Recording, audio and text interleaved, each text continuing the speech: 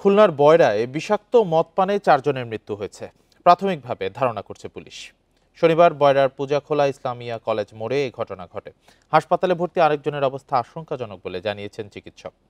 Police জানায় সকালে অসুস্থ হয়ে পড়লে তাদের খুলনা মেডিকেল কলেজ হাসপাতালে নেওয়া হয়, সেখানেই মারা যায় 4 জন।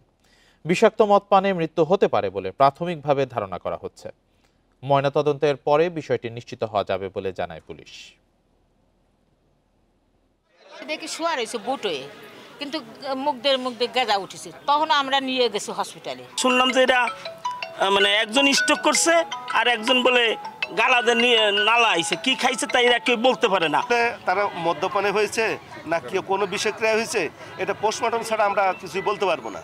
তবে এই ধরনের একটা ঘটনার আমরা যে এই পাশে অসমর্থিত সূত্র যে তার মদ্যপানে মারা গেছে।